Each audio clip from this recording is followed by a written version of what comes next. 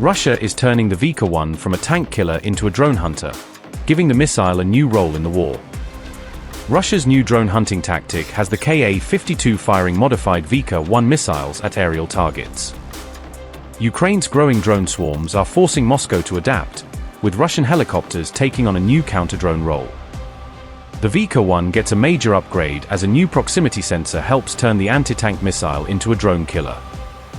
Russia has adapted its Ka-52 helicopter for a new counter-drone role using a modified Vikhr-1 missile. The upgraded Vikhr had successfully engaged aerial targets, according to Kalashnikov CEO Alan Lushnikov. The modified missile was equipped with a proximity sensor designed to detonate the warhead near drones without requiring a direct impact. The development came as Ukraine's widespread use of drones forced Russia to expand and adapt its counter-UAV defenses. How the modified Vikhr works. Original role. The Vikhr was originally designed as an anti-tank missile fired from the Ka-52 helicopter. Modification. A new proximity sensor allows the warhead to detonate when the missile reaches an aerial target. Guidance. The missile uses a laser beam riding guidance system to stay on its designated target during flight. Speed. The Vikhr travels at about 610 meters per second, or roughly Mach 1.8, giving it a fast engagement window. Range. The missile can reportedly engage targets from about 700 meters to between 8 and 10 kilometers. Warhead. Its warhead combines a tandem-shaped charge with high explosive and fragmentation effects for greater target damage. The modification could turn the Ka-52 from an anti-armor platform into a mobile drone interceptor capable of engaging aerial threats. The Vikhr can engage targets from greater distances than the Ka-52's 30mm cannon, giving crews another option against drones. Russia can use its existing helicopter fleet and missile production lines rather than developing an entirely new counter-drone system. Ka-52 as a drone interceptor. Ka-52 sensor detects drone, giving the crew the initial target location needed to begin the engagement. Laser designator tracks target, keeping the drone continuously marked while the helicopter prepares the missile launch. Vikhr-1 follows laser beam, allowing the missile to remain guided toward the designated aerial target throughout its flight. Proximity sensor triggers warhead, allowing the missile to detonate near the drone without requiring a direct hit. Fragmentation effect destroys drone, spreading damaging fragments around the target after the proximity detonation. For Russia to execute such a modification, the biggest challenge could be the cost of using sophisticated missiles against relatively cheap drones, experts warned. Using a precision missile against cheap drones can create a severe exchange imbalance, with Russia potentially spending far more per interception. The laser-guided Vikhr also needs constant tracking throughout the engagement, leaving the Ka-52 exposed while maintaining a firing solution. The system is therefore more suited to larger or more valuable strike drones than disposable FPV aircraft that can be fielded in large numbers. The adaptation shows how Russia is repurposing existing weapons as the growing use of drones continues to reshape the battlefield.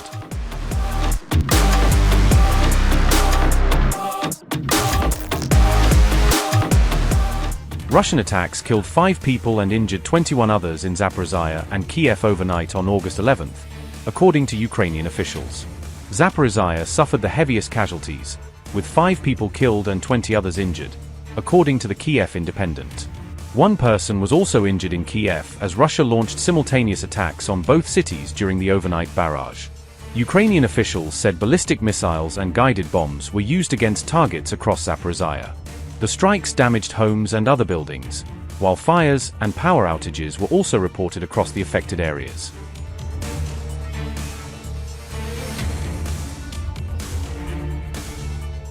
The attacks came as Ukraine faced a growing threat from large Russian missile and drone salvos, with Moscow increasing the scale and frequency of its combined strikes. Unmanned Systems Forces commander told the Associated Press that Russia could launch up to 77 missiles simultaneously in a single barrage. Robert Brovdy said Moscow was seeking to increase the scale of its simultaneous missile barrage to as many as 200 weapons.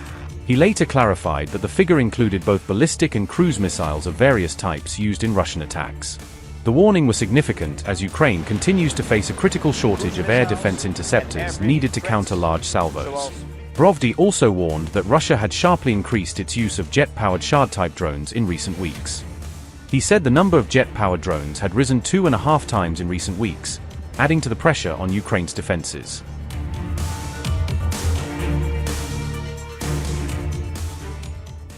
Russia's new jet-powered shards are forcing Ukraine into a dangerous new drone race, as air defense systems built for slower threats face a much shorter response window. Russia is gradually shifting away from older Shard 136 drones toward jet-powered models, according to reporting from Vikhr. The new UAVs use turbojet engines and can fly 2 to 2.5 times faster, allowing them to cover the final distance to targets before many mobile defenses can reposition. This faster speed lets the drones cross air defense zones before many systems can react, especially cheaper interceptor drones and mobile fire teams designed for slower shards. Jet-powered shards have also been used against shipping and infrastructure targets, creating a threat not only to Ukrainian cities but also to Black Sea ports and maritime operations. Deputy Commander of Ukraine's Dark Node Anti-Shard Battalion said, and I quote, "The share of jet-powered attack drones relative to the total number of launches is growing. Based on our observations, they may account for between 25% and 50% of all daytime launches." Unquote.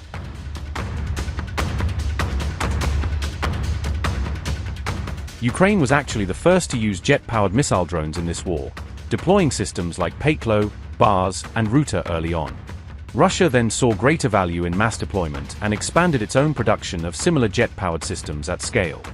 Moscow now reportedly produces around 500 jet-powered drones every month, according to estimates from Ukrainian intelligence. Notably, Russia's 2026 defense order includes nearly 100,000 shards, decoys, and equivalent systems combined.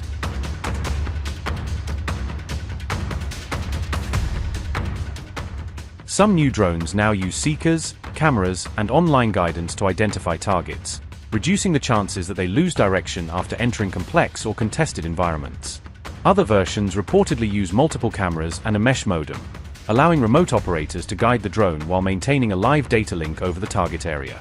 Geran 3 and Geran 4 drones use Iranian-based designs with commercially available turbojet engines, allowing Russia to combine proven airframes with cheaper and faster propulsion. Multiple cameras scan the target area, giving the drone more visual information before it makes its final approach toward an intended target. Mesh modems enable remote control, allowing operators to update the drone's route or direct it toward a target after launch. Machine vision can identify targets by processing images in real time, helping the drone distinguish military equipment, ships, or infrastructure from surrounding terrain. Seeker systems allow automatic recognition, reducing the drone's dependence on continuous satellite navigation or direct operator instructions during the attack. Once a target is identified, the drone can track it until impact, making moving ships and vehicles far more difficult to evade. Less operator involvement is required, allowing Russia to launch more drones simultaneously while reserving personnel for only the most complex targeting decisions. Upgrade your news experience with the all-new HT app. Download now.